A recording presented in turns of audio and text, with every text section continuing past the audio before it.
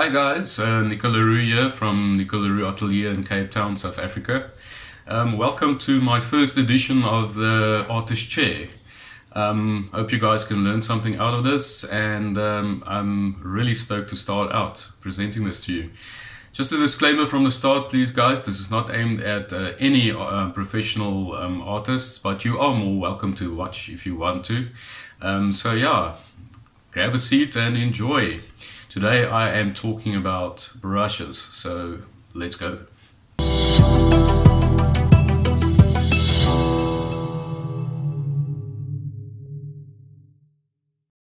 So yeah, the brushes I mostly use is the ones I'm going to show you now. You might differ with me, you are maybe using a different brush. I'm not telling you what brush to use. It all comes down to personal choice at the end of the day.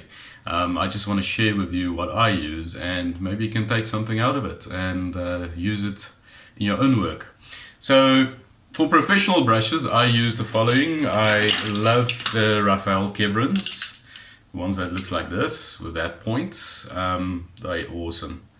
I think the code is 8772. So I use a wide selection from size 20 to 12. So I love using them for especially my portrait work and my figure work. It's quite awesome to put color on quickly with these. Maybe establishing in the beginning just the form and maybe the rhythm of the portrait or the figure work. They always say you must start with a spade and you end with a needle. So yeah, these are my spades, intermediate spades, if I can say that. I also use a brand called Rosemary & Co. They're awesome. They last a long while. Maybe check them out. No, I'm not shilling any paint, any manufacturer. I'm just telling you guys what I'm using. So I don't have any affiliate links for them or so much. I just show you what I use as an artist. Then secondly, guys, the most expensive brush I do use, and believe it or not, they are so expensive, are these. No, just joking. It's your normal pastry brush. The ones we get here in South Africa is called Pro Chef range. You can buy it from any grocery store. You buy us called Checkers ShopRite. Buy these. They're so versatile. They knock out a background very quickly, especially in oil paint. And if you use a medium of oil paint, use them. Quite cool. What I would do is I will put in lines, maybe in my background, like the painting behind me. I will put my blues in, my purples, quickly with my yellow ochres, with my Indian yellows, my purples and my blues again. And what's nice about this, you can blend it quickly and get that soft effect in the backgrounds of your paintings. In portrait work and figure work and backgrounds, if you want to make it like a rough background, this is awesome to do with. That robust type of thing. Wipe it off with a rag and go again with this. Let it maybe dry for a little bit. Go with your rag again, wipe it off and use this again. It's quite nice. So yeah, I have some of them here that is already used. As you can see, they're quite robust. They already quite been through the mold, especially this one. What I then do, the older these brushes get, the better they get. So I never throw them away.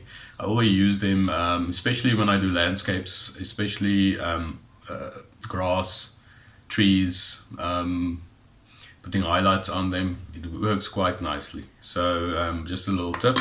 I also learned this little tip from Robert Hagen, the artist, oil artist. Check out his work, it's quite nice. What he does is he bends this brush like this and dip it into a paint, and then add those little highlights on trees, on grass, even in the ocean, like here behind me, those little wispy whites. This type of brush and this. Try it, you will not regret it, I promise you. Then for a little more, when it comes back to portrait work or figure work, what I usually do is I'll also use these type of brushes. There's the Gregorian Daler Rowney. They got the red tips. At your guys it might be a different type of color, I don't know, but this is what's available here by us in South Africa. The flat and the full bit, try it out. What I use it for is general skin tones. When I start putting down the skin tones, estimating color, the yellows, the greens, the purples that goes into flesh. And then after that is established, say the first round, I will then take a fan brush like this, and I'll work those colors back into the canvas or back into the panel, and then start another layer on top of that. So try that. Awesome brush to use. Also very nice to use for waves, for hair, especially if you paint hair and thinking of ribbons and the way ribbons flow. This is an awesome brush to also use there, and just to push it back. What I also sometimes do, I use stand oil. I use that, and to maybe glaze some oil or to make colors more flow better together, I use a little bit of stand oil and work it into the flesh as well. So try that, guys. It's an awesome brush to have, is that fan brush. And then what I also use is finer brushes. For fine detail, I use the Kolinsky sables. I know David Casson also used them for hatching. If you hatch in your oil colors, your reds, your blues, your greens.